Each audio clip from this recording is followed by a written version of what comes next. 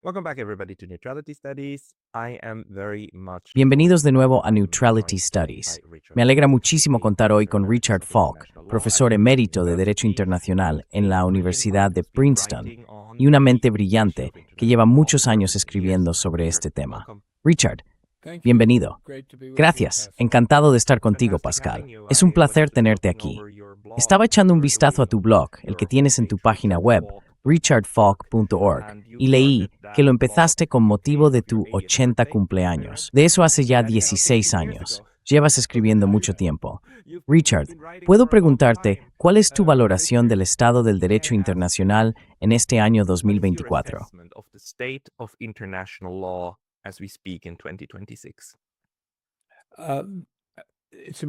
Es importante distinguir entre el derecho internacional en el ámbito de la seguridad global, donde su desempeño ha sido bastante decepcionante, y el derecho internacional como el marco dentro del cual se desarrollan habitualmente las interacciones entre países, desde la seguridad marítima y aérea hasta el turismo, las comunicaciones o incluso el comercio y la inversión. En todos esos ámbitos funciona la lógica de la reciprocidad. Lamentablemente, en materia de seguridad global, las desigualdades de poder acaban imponiéndose sobre la reciprocidad de la que depende un derecho internacional realmente eficaz.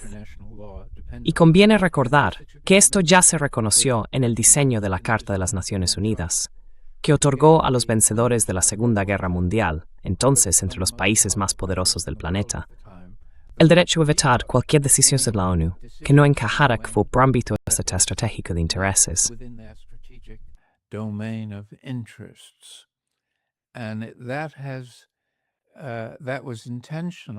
Y eso fue intencionado. Se dio prioridad a los vencedores de la guerra, otorgándoles una posición privilegiada frente a todos los demás miembros. Y eso también se reflejó en los juicios por crímenes de guerra de Nuremberg y de Tokio, donde solo se investigaron los crímenes de los perdedores, mientras que los enormes crímenes de los vencedores ni siquiera se examinaron y no podían mencionarse en la defensa de los acusados. Así que este tipo de gestión de la seguridad global, con un sesgo geopolítico evidente, confiaba más en la contención de los poderosos que en un régimen jurídico internacional con expectativas razonables de aplicación y rendición de cuentas respecto a esos miembros permanentes del Consejo de Seguridad.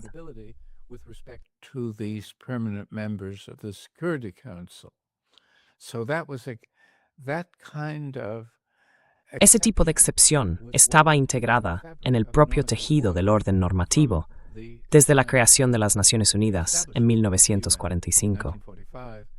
Y solo se ha puesto de manifiesto como una especie de negación, lo que en los medios y en general se describe como una negación de la eficacia del derecho internacional, a raíz de los esfuerzos excesivos y de la política geopolítica irresponsable que Estados Unidos ha llevado a cabo y en la que ha protegido a Israel. Eso ha generado una especie de crisis de confianza en el papel del derecho internacional, que, como estoy sugiriendo, es menos una consecuencia del propio derecho internacional y más de quienes diseñaron este orden internacional en 1945.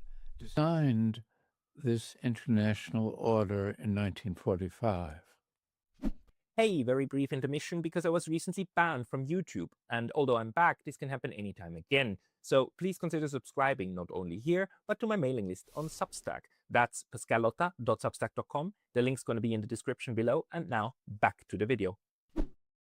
We have to go into this order of 1945, but Tenemos que entrar en este orden de 1945, pero antes de hacerlo, una pregunta sobre tu percepción de la naturaleza del derecho internacional. Quiero decir, no solo hay gente que es muy fatalista al respecto, pero dejemos eso a un lado. ¿Cómo crees que existe realmente en el mundo? Cuando hablo con mis estudiantes, suelo decirles, mirad, deberíais pensar en el derecho internacional y el derecho interno como tan distintos entre sí, como lo son el derecho interno y las leyes de la naturaleza. Usamos el mismo término, pero queremos decir algo diferente con él. Están relacionados, sí, de forma metafórica, pero no son la misma cosa. ¿Tú cómo lo ves?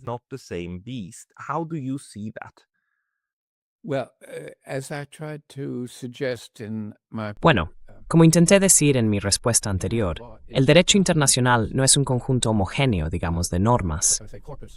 Y mi punto de vista es que se parece más al derecho interno de lo que normalmente se piensa.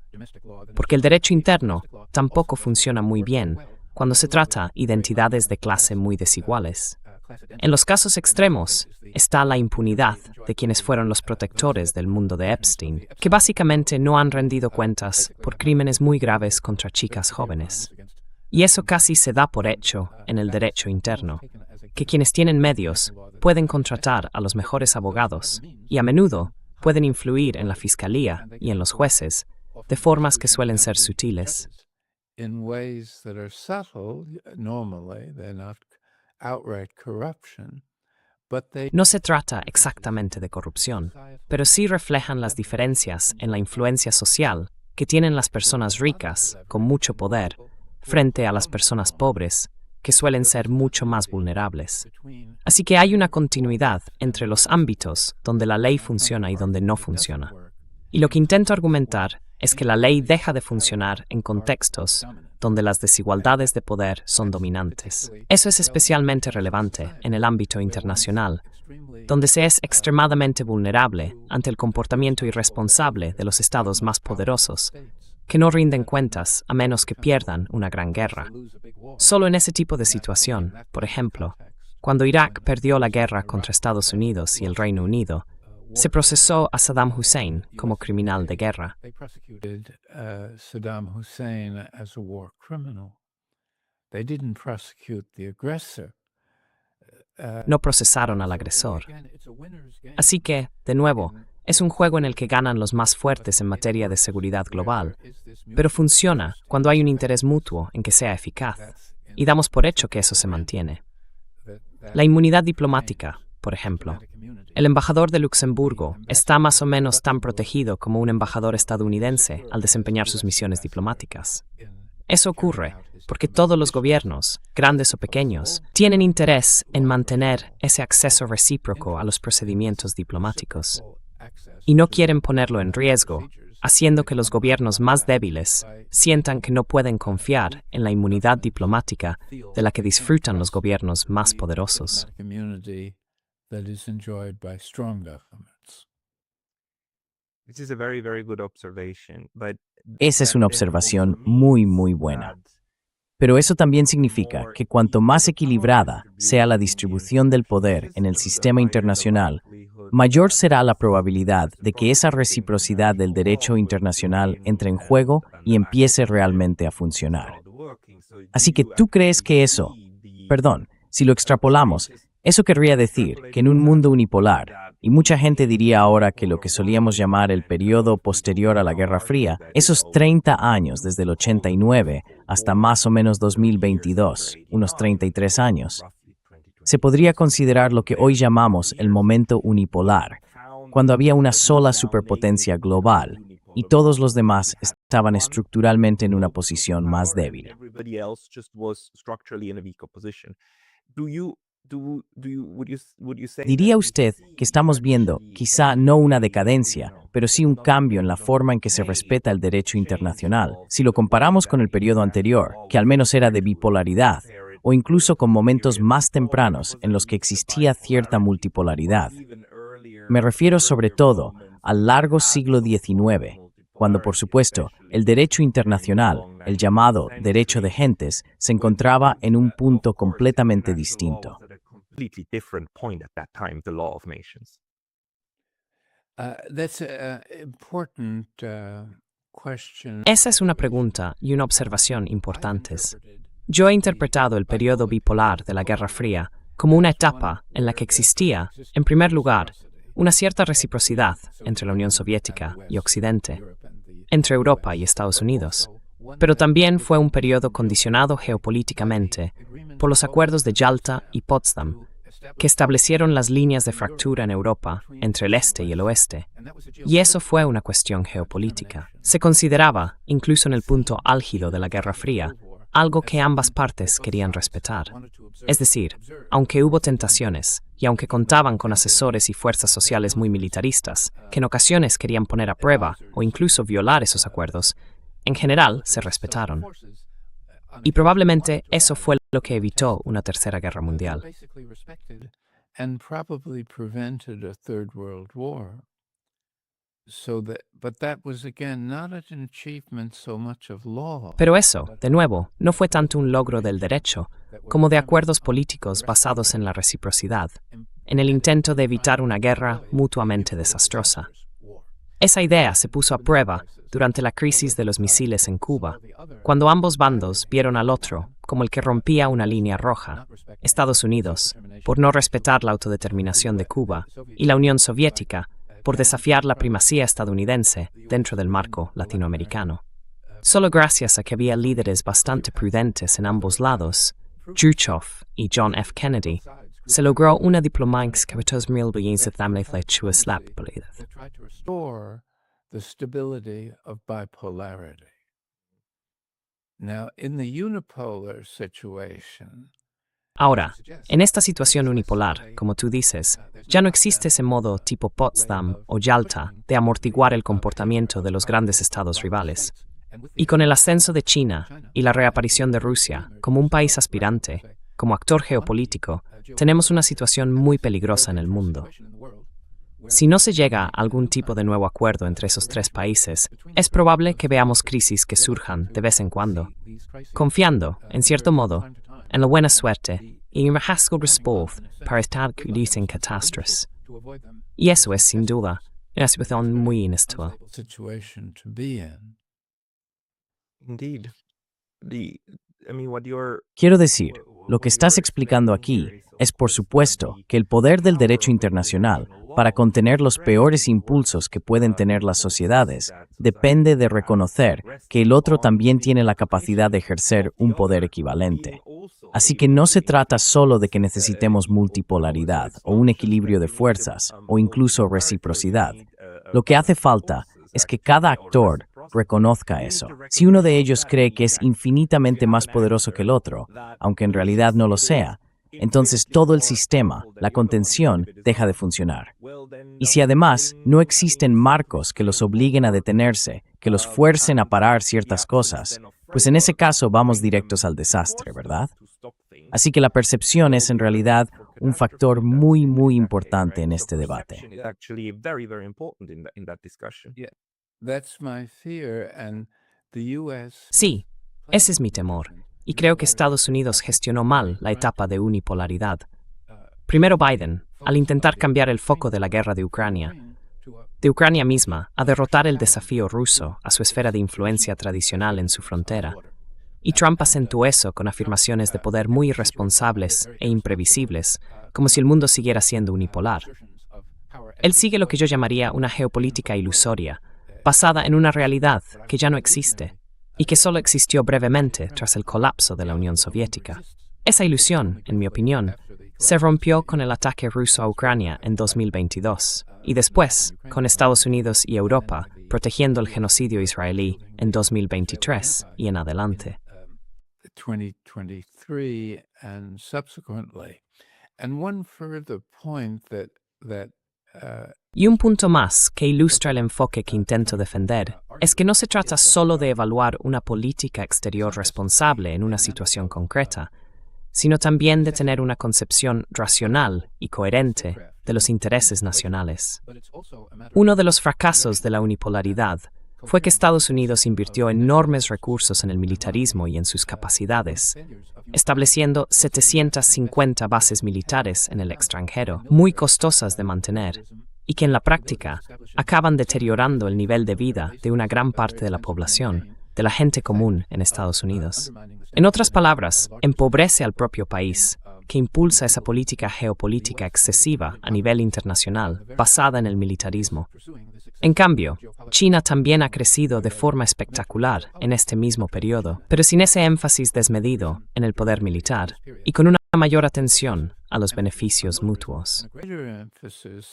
on mutual benefits, in other words, on win-win relations. En otras palabras, se trata de relaciones de beneficio mutuo con países extranjeros más débiles, construyendo infraestructuras para esos países, a cambio de importantes expansiones de capital extranjero por parte de los chinos. Y sí, están persiguiendo su propio interés, pero lo hacen de una forma más pacífica y responsable. Su diplomacia refleja eso. Están más dispuestos a resolver los conflictos de manera pacífica. Y de hecho, han propuesto recientemente, por ejemplo, que la conferencia sobre no proliferación que se celebra en la ONU considere un acuerdo de no primer uso en lo que respecta a las armas nucleares. Estoy seguro de que las potencias de la OTAN en Occidente lo rechazarán, pero eso muestra la diferencia entre un enfoque militarista de la geopolítica y lo que yo llamaría, por falta de un término mejor, un enfoque economicista de la geopolítica.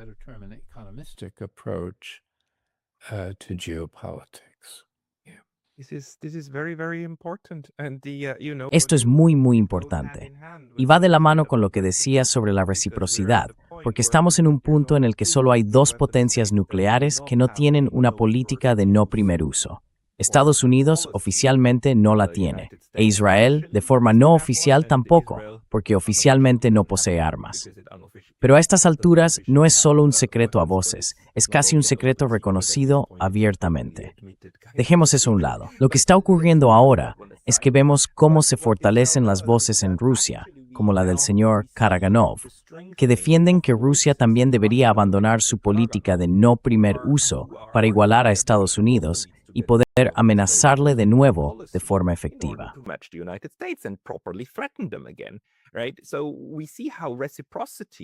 Así que vemos cómo la reciprocidad vuelve a imponerse. Y también la vemos reaparecer en la guerra con Irán, cuando Irán se dio cuenta de que podía amenazar los intereses de Estados Unidos e incluso atacarlos, golpeando a sus aliados y a sus socios en los estados del Golfo, y así restablecer la reciprocidad. Y por cierto, en el derecho internacional, en lo que respecta al derecho marítimo, existía lo que se llamaba la regla de las 2 millas, ¿verdad? Que las aguas territoriales de un estado se extendían 2 millas, la distancia que podía alcanzar un bala de cañón.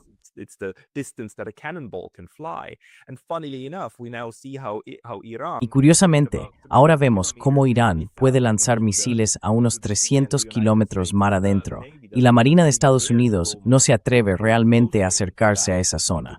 Y esa es también la razón por la que Irán puede, en la práctica, imponer su control, su soberanía, sobre el estrecho de Hormuz, algo que por supuesto no está reconocido por el derecho internacional. Pero lo que estamos viendo ahora es la vuelta de esa regla de reciprocidad en los acontecimientos de los últimos años. ¿Usted también percibe que esto está ocurriendo? ¿Hay otros ejemplos o está pasando algo distinto?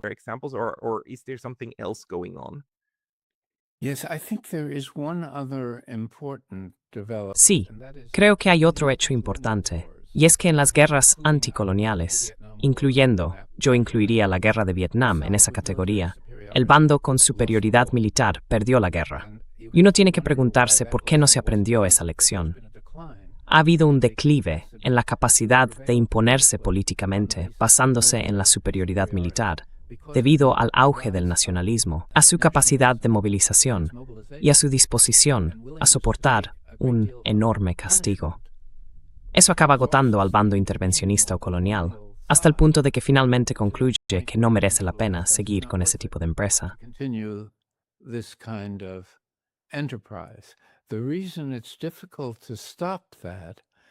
La razón por la que es tan difícil detener eso es por el interés mutuo entre una burocracia militarizada y el sector privado, especialmente las ventas de armas, que generan beneficios tanto si gana tu bando como si gana el occidental. Las ganancias se mantienen igual. Por eso existe un interés en exagerar las amenazas físicas a la seguridad, y eso lleva a una tendencia a resolver los conflictos por medios coercitivos en lugar de mediante negociaciones pacíficas. Desde la guerra de Vietnam, he sostenido que Estados Unidos serviría mejor a sus propios intereses nacionales si coordinara su idea de intereses estratégicos con su política exterior, y que ese exceso de militarismo ha debilitado al propio país, ha deteriorado la infraestructura de su sociedad y ha reducido el nivel de vida de al menos el 75% de los estadounidenses.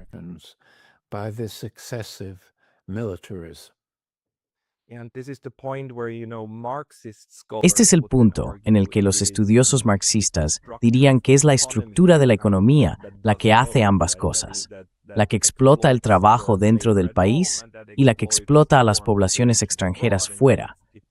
Es esa estructura la que determina cómo actúa luego el Estado en estos enfoques.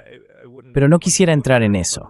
Más bien, me gustaría preguntarte otra vez por este tema de la reciprocidad, que me parece muy importante y que tú estás señalando. La guerra de Vietnam es un buen ejemplo, porque en mi opinión, Estados Unidos no perdió esa guerra, simplemente no la ganó.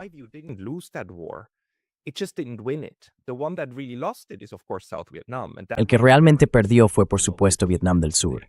Y ese, desde luego, no va a repetir el error, ¿verdad? El otro simplemente no ganó. Pero ya sabes, se marcharon. Sí, se marcharon. De nuevo, la clase Epstein, si queremos llamarla así, seguía ganando buen dinero incluso en aquel momento. Y hoy en día esa gente sigue ganando buen dinero. Esto no para. Así que, en cierto modo, el hecho de que las personas que inician estas guerras y son responsables de ellas no sufran las consecuencias de no ganarlas es un problema enorme.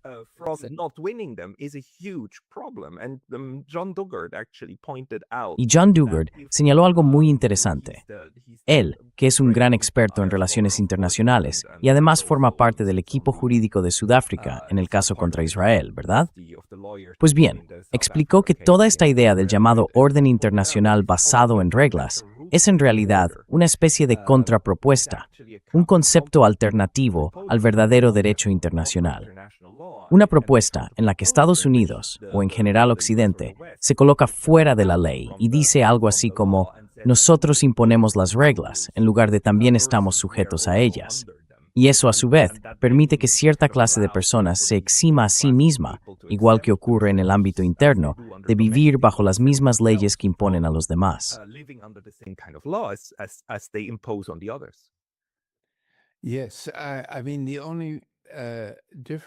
Sí, quiero decir, la única diferencia que yo tendría con John Dugard, que fue amigo mío y también relator especial sobre Palestina, como yo, es que esto fue diseñado así. No es algo que simplemente ocurrió.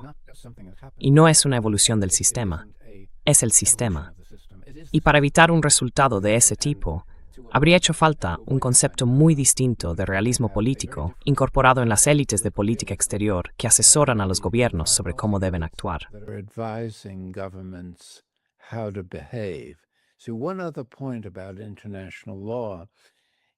Otro punto sobre el derecho internacional es que además de que estos países del grupo de los 5 permanentes no están realmente sujetos a él en cuestiones de seguridad global, también lo usan de forma hipócrita, como herramienta de política y como instrumento de propaganda frente a sus rivales.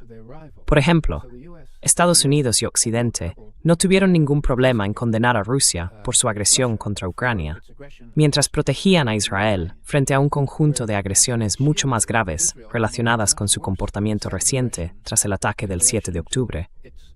Un suceso que, por cierto, resulta sospechoso por varios motivos. Así que el derecho internacional acaba siendo no solo una fuente de impunidad para los poderosos, sino también un instrumento de propaganda para usar contra los rivales.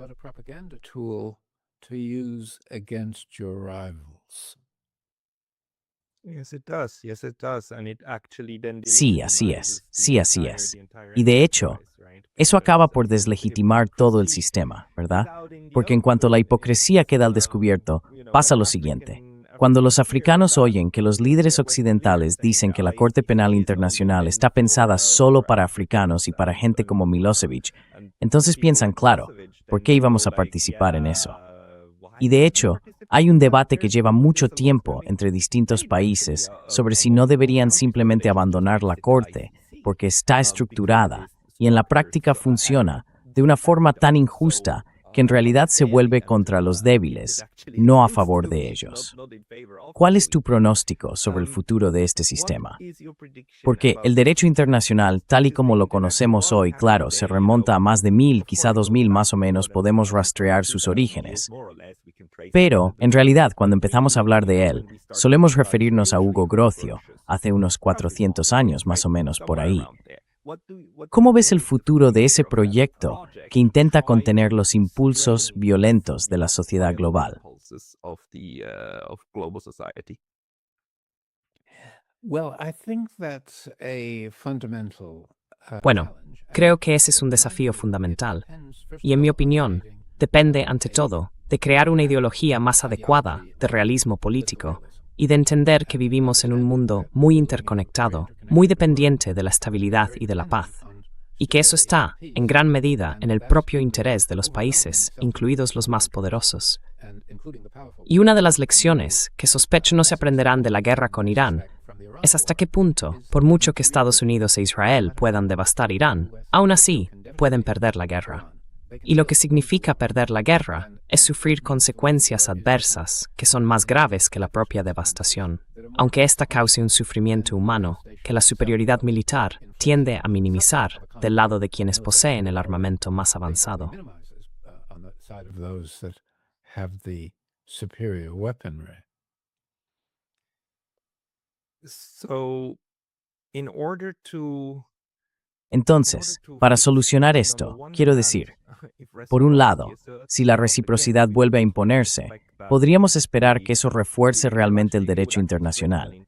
Pero por otro lado, hay momentos en la historia en los que podemos, quizá no hacer borrón y cuenta nueva, pero sí tener la oportunidad de crear estructuras para el futuro. 1945 fue, por supuesto, un momento muy importante con la creación de las Naciones Unidas. Y claro, el error de origen, el defecto de nacimiento con los 5 miembros permanentes y todo eso. Es muy comprensible por qué ocurrió, pero sigue siendo un error de origen y se ha ido arrastrando a lo largo del tiempo. En tu opinión, ¿cuál sería la solución más realista para crear las estructuras que necesitamos y corregir algunos de esos fallos que han impedido que el derecho internacional limite de verdad esos impulsos violentos?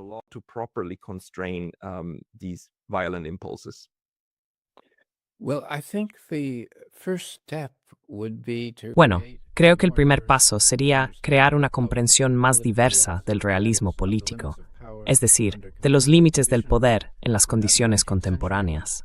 Ya no estamos en el siglo XIX, cuando los poderosos podían, más o menos, perseguir sus ambiciones sin sufrir graves consecuencias, salvo que se equivocaran en sus cálculos. Ahora estamos en una situación distinta, pero seguimos atrapados en un consenso ideológico obsoleto. Y eso es extremadamente difícil. Conozco mejor la situación de Estados Unidos, y es muy difícil que incluso un realista político prudente tenga alguna influencia en el ámbito de la política exterior. Es una especie de pensamiento grupal, donde se excluye la diversidad de valoraciones. Y mientras eso siga ocurriendo, con un gran presupuesto militar en tiempos de paz, que mantiene a la burocracia dependiente de la utilidad, o de la supuesta utilidad del poder militar, seguiremos teniendo este enfoque disfuncional hacia la reciprocidad. dysfunctional approach to reciprocity. Because reciprocity is a matter of perception. Porque la reciprocidad es una cuestión de percepción, pero también de cómo se valora la situación real que hay detrás. Y si esas percepciones están guiadas por una forma de interés propio anticuado, el sistema queda atrapado, congelado, en cierto modo. Y se puede ver que los presupuestos militares, en todas partes, pero sobre todo en los países occidentales, están aumentando, como si las capacidades militares fueran la mejor garantía de seguridad nacional. Esa ilusión es la que sostiene la visión clásica del realismo político, basada en la idea de que el derecho no puede funcionar en el ámbito de la seguridad si no existe un control institucional centralizado y eficaz sobre el sistema. Institutional control over the system. And that's what was not Y eso fue precisamente lo que no se permitió que ocurriera en 1945. Y parte de la razón por la que no se permitió fue la experiencia de la Sociedad de Naciones después de la Primera Guerra Mundial, donde varios de los actores geopolíticos fueron excluidos o se negaron a unirse. Estados Unidos, por ejemplo, impulsó la idea de una sociedad de naciones y luego retrocedió hasta una posición en la que no quería poner en riesgo su propia soberanía. Y Franklin Roosevelt, durante la Segunda Guerra Mundial, defendió la idea de que era mejor mantener la geopolítica dentro de la organización que fuera de ella.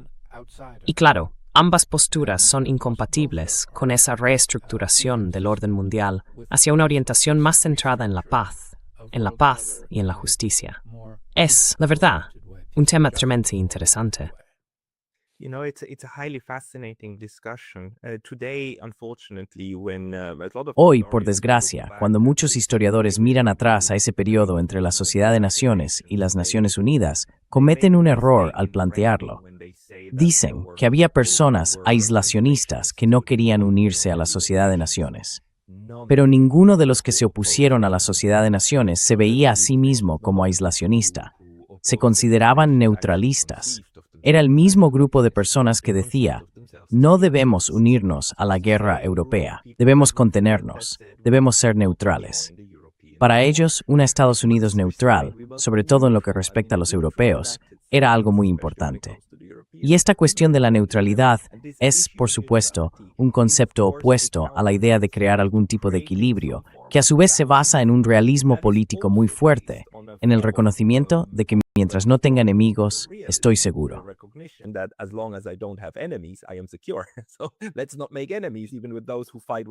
No hagamos enemigos, ni siquiera entre quienes están enfrentados entre sí. ¿Hacia dónde crees que va eso? Porque por un lado vemos un retroceso. Suecia y Finlandia, por ejemplo, se han unido a la OTAN, abandonando por completo la idea de no tengamos a Rusia como enemiga y adoptando la de que hay que ser capaces de amenazar colectivamente a Rusia para doblegarla. Un cambio total de enfoque. Por otro lado, estamos viendo ahora la aparición de otros tipos de neutralidad. Por ejemplo, me da la impresión de que los estados del Golfo están aprendiendo que no se puede ser aliado de Estados Unidos y al mismo tiempo sentirse seguros. Así que deben asegurarse de que desde su territorio no surja ninguna amenaza hacia Irán, como una cuestión de prudencia política. ¿Hacia dónde crees que puede ir ese tipo de evolución? That kind of development going.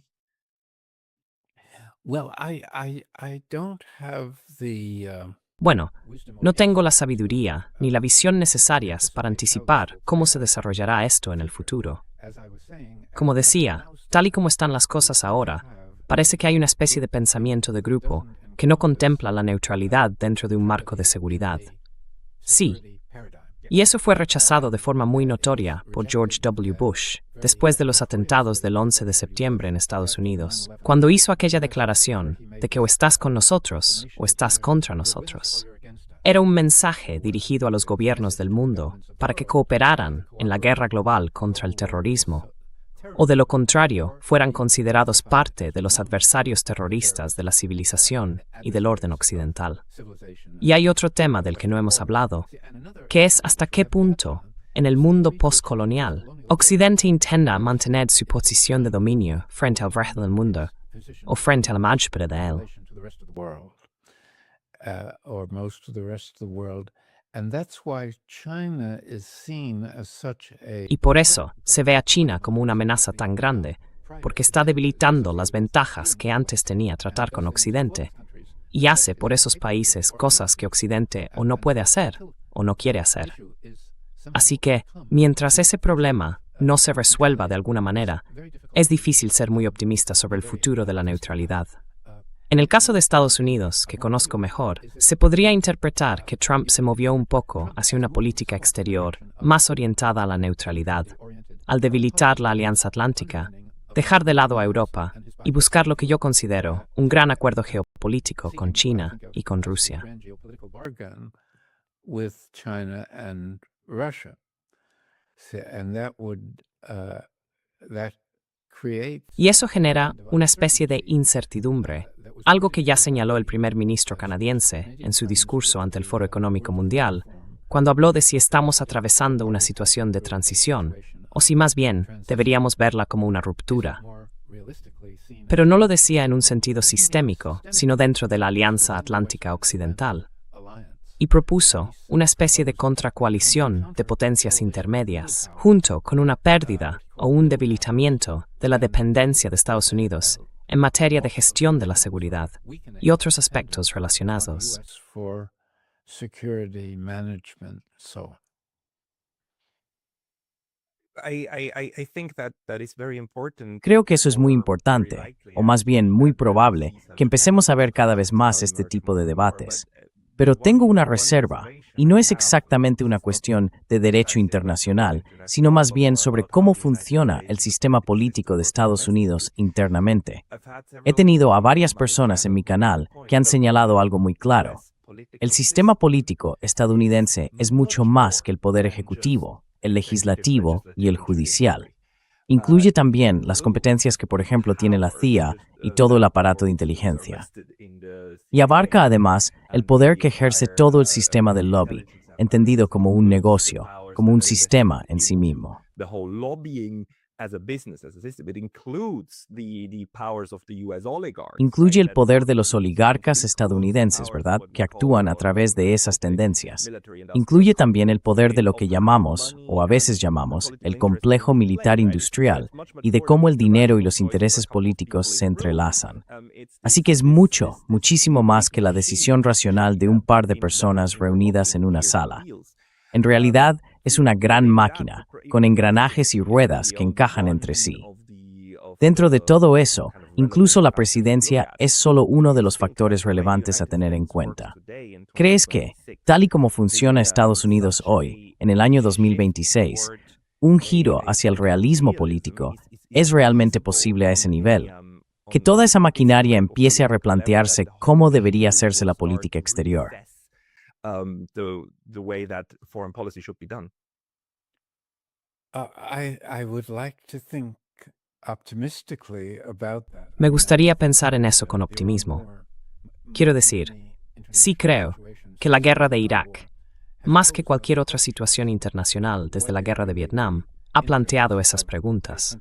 ¿Cuál es realmente el interés de un país como Estados Unidos dentro del sistema internacional, teniendo en cuenta estos nuevos avances tecnológicos, las cadenas de suministro interconectadas y todos esos factores que hacen que un orden internacional más unificado sirva mejor a los intereses nacionales que uno basado en la rivalidad geopolítica? Pero si esa visión puede conseguir suficiente apoyo político como para convertirse en una alternativa real, eso aún está por ver. Alternative is yet to be determined. I mean, what happened after Vietnam? Quiero decir, lo que pasó después de Vietnam fue que surgió el llamado síndrome de Vietnam, que duró hasta la guerra de Irak, la primera guerra de Irak, que fue un uso exitoso del poder militar. Y durante ese periodo intermedio, había la sensación de que la opinión pública no apoyaría esas aventuras militares, que no parecían coherentes con la defensa del interés nacional. La gente quería que sus hijos fueran sacrificados por objetivos que no tenían un sentido real, en lo que podríamos llamar las nociones clásicas de autodefensa. What one might call classical notions of self-defense. Maybe let me just ask you also about how. Déjame preguntarte también cómo percibes ese cambio que creo has visto de primera mano entre el orden posterior a 1945 y el actual. Hemos tenido varias rupturas, ¿verdad? En el 89, pero también hay quien dice que el abandono del patrón oro con Nixon o el fin del sistema de Bretton Woods, que fue antes, tuvieron un impacto profundo. Según tu valoración, desde el 45, ¿cuáles son los momentos más importantes en los que el sistema cambió o se adaptó y que deberíamos tener presentes al avanzar hacia los nuevos cambios?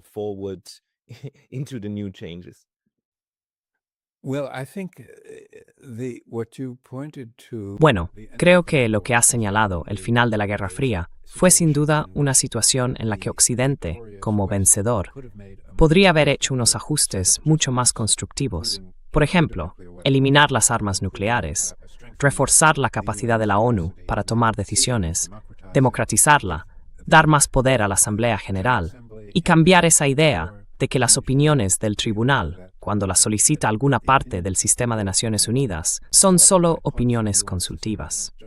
En otras palabras, creo que entonces existía la oportunidad de hacer que el derecho internacional fuera más sólido y más coherente con la idea de tratar a los iguales como iguales, y no usarlo como un instrumento político contra los adversarios y como un escudo para los amigos. Eso en realidad socava su legitimidad. that really undermines its legitimacy. Now, there's one point I didn't make, which I think Hay un punto que no mencioné, y creo que es importante en este contexto. Aunque el derecho internacional no sea eficaz cuando se trata de grandes gobiernos y de sus aliados, Israel, por ejemplo, siendo aliado de Estados Unidos, sigue teniendo una función importante, incluso cuando no se aplica. Sirve para movilizar iniciativas de solidaridad dentro de la sociedad civil. Porque existe, usando la terminología que he empleado hoy, un segundo tipo de conflicto que he llamado la guerra de legitimidad, que tiene que ver con qué parte actúa de manera coherente.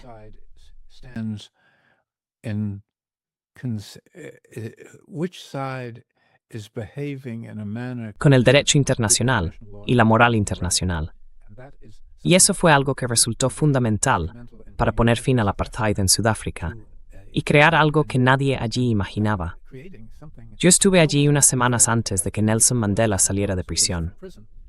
Se suponía que iba a ser testigo en un caso interno relacionado con figuras políticas de la independencia de Namibia, pero nadie pensaba que Sudáfrica pudiera cambiar si no era por la lucha armada. Nada tenía menor idea ni la expectativa de que los líderes del apartheid existían un día bueno, estaré mejor con una democracia constitucional.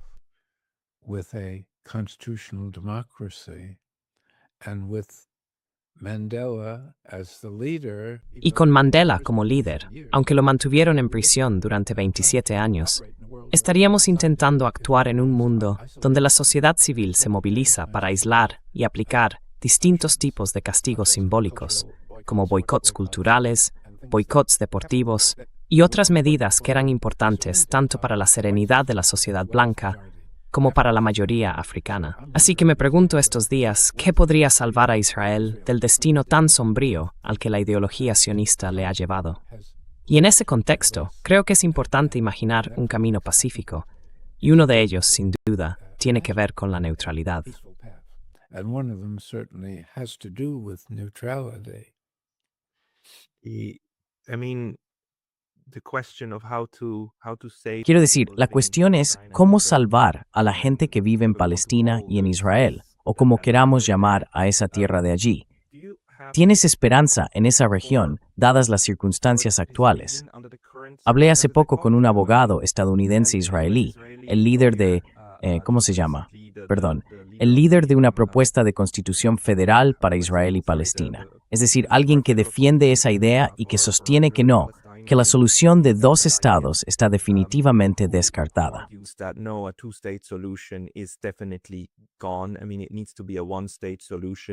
Quiero decir, tiene que ser una solución de un solo estado, un estado igual para todos.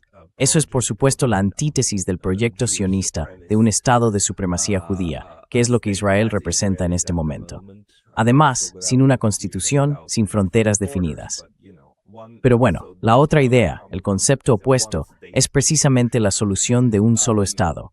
Incluso ahora, incluso después del genocidio, o mejor dicho, mientras el genocidio sigue en curso, ¿cuál es tu opinión? ¿Qué podría funcionar ahora, después de todo lo que hemos aprendido también sobre la hipocresía del proceso de Oslo y todo lo demás?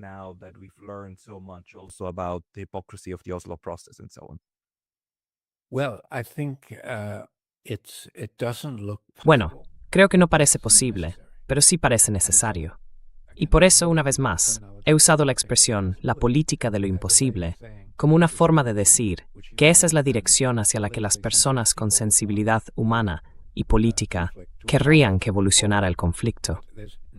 Pero no hay ningún motivo para pensar, en este momento, que el sionismo vaya a cambiar de rumbo o abandonar su dominio sobre Israel. Y mientras el sionismo mantenga esa posición dentro del sistema político y cuente con el apoyo de una mayoría abrumadora de los ciudadanos, no parece viable lograr esos cambios tan deseables. desirable changes and developments. Eso simplemente significa ideología. No está en el fin de la NNS. La ideología sigue siendo un factor clave para determinar el futuro de la población. Yeah, and elites. They Sí, y las élites.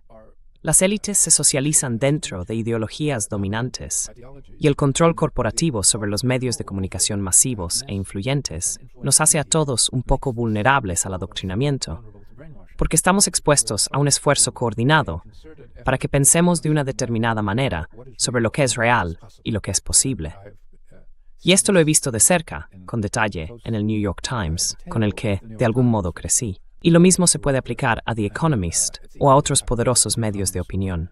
No quieren apartarse demasiado del paradigma dominante. Too much from the dominant paradigm. No, and the brainwashing that then Y el lavado de cerebro que ocurre después no consiste en que te metan creencias completamente falsas, sino en que logran empujarte hacia una forma concreta de ver las cosas. Para ellos, la diferencia entre una guerra de agresión y una guerra de defensa propia es lo único que importa. Al final, lo que hay son, pues, bebés muertos. Sí.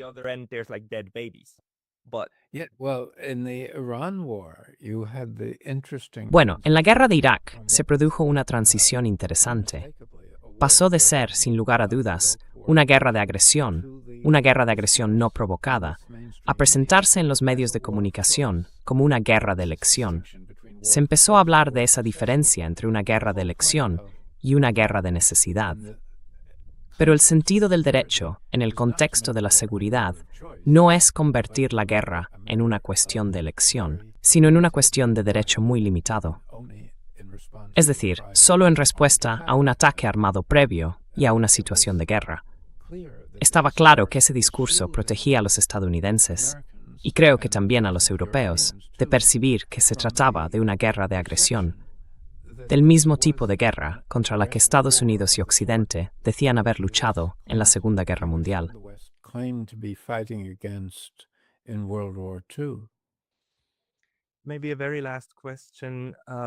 Quizá una última pregunta sobre tus expectativas respecto a la evolución del derecho internacional. Una de las cosas más interesantes del año 45 fue que con la Carta de las Naciones Unidas, mediante un tratado, se prohibió la guerra. Dijimos, no vamos a hacer eso más. Y en ese proceso, de hecho, cambiamos el nombre de lo que antes se llamaba el derecho de la guerra. Lo rebautizamos como Derecho Internacional Humanitario. Y también cambiamos el concepto de guerra dentro de ese marco jurídico, pasando a llamarlo conflicto armado internacional o no internacional. Conflicto armado, ¿verdad? Ya no guerra.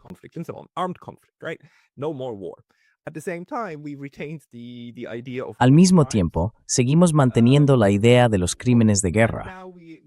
Y ahora tenemos a Estados Unidos, que ha vuelto a llamar a su Departamento de Defensa, Departamento de Guerra y cosas por el estilo. ¿Cree que vamos a ver un resurgir, no solo del derecho internacional humanitario, sino también del derecho de la guerra?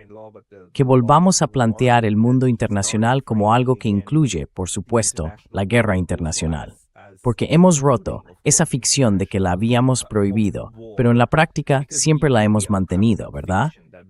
¿Hacia dónde cree que va a evolucionar esta parte del derecho internacional?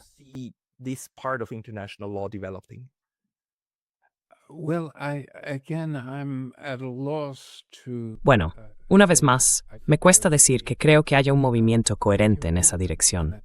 Ojalá empiece a tomar forma después del caos actual y del tipo de liderazgo irresponsable que están ejerciendo Estados Unidos y sus aliados europeos. La complicidad. Quiero decir, nunca habrías esperado que las democracias liberales fueran cómplices de este genocidio tan evidente, el más transparente de toda la historia, retransmitido cada noche por televisión. No había forma de evitar esa percepción, salvo haciendo que decir la verdad resultara castigado.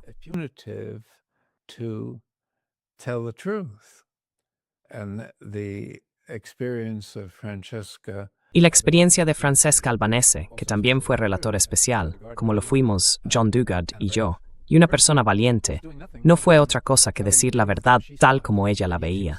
Y aún así, fue sancionada por el país más poderoso del mundo por hacerlo. Eso es una advertencia muy importante. Cuando decir la verdad se convierte en un delito, sabes que el sistema tiene un problema. Quiero decir, y su caso va más allá de ella misma. Se trata de toda una forma de entender la seguridad, como una cuestión de valores civilizatorios y de dominio sobre las partes más débiles del sistema internacional, que siguen siendo objeto de explotación en el periodo postcolonial. Exploitation in the post-colonial period. And the search for these rare earths, supposedly. Y la búsqueda de esas tierras raras, supuestamente, es una nueva forma de presentar como necesidad económica y de seguridad la persecución de esos mismos fines que ya se perseguían en la época colonial. Y que Trump haga ese tipo de amenazas a Groenlandia y luego directamente a México y a Cuba, muestra una regresión que no está siendo contrarrestada con reacciones lo bastante firmes. Sigue habiendo un miedo que ha paralizado el tipo de liderazgo creativo que realmente hace falta. Incluso el sur global, en gran medida, ha sido intimidado por esos movimientos de quienes parecen tener el poder de destruir. Y eso es en lo que se ha convertido la guerra, en un intento de controlar la historia a través de la destrucción y la devastación. Y aunque fracase desde el punto de vista económico, acaba resultando rentable y continúa. Así que siento que estamos atrapados en una gran trampa. So I feel we're in a big trap. We are. It's not the Thucydides trap, it's a different Lo kind of estamos. trap, but it is No es una a trap. trampa de We need to figure Tucídides. out a way to Es get otro out of tipo it. de I'm trampa, very pero sigue glad siendo una you, trampa, y tenemos que Richard, encontrar la for manera de trying salir de and ella. giving us Y te your estoy muy perspective, agradecido, Richard, por tu your tiempo y por ofrecernos tu interpretación de cómo entender todo esto. Quienes quieran seguir tu trabajo, supongo que deberían visitar tu página web, richardfalk.org. ¿Es correcto? Falk.org, is that correct? I think so. WordPress, maybe. I don't. Creo que sí. WordPress, quizá. No lo sé. Soy muy malo recordando los míos, y recomiendo el Servicio de Medios Transnacional, el TMS, donde intento publicar con bastante frecuencia. Creo que es un medio que ofrece una variedad de ideas que encajan con esa idea de buscar políticas alternativas mejores. Y sería una buena forma para ti, Pascal, de expresar una perspectiva de neutralidad. A neutrality perspective. Dado wow, intentaré hacerlo. En el Latin Theme, el Servicio de Medios Transnacional. Yes. Sí, Servicio de Medios Transnacional. Servicio de Medios Transnacional. Pondré el enlace en la caja de descripción que hay debajo. Y dicho esto, profesor Richard Falk, muchísimas gracias por su tiempo hoy. Thank you. Gracias, Pascal. Enjoyed As eu estarei contigo, tua conversação. Muchas gracias. Thank you.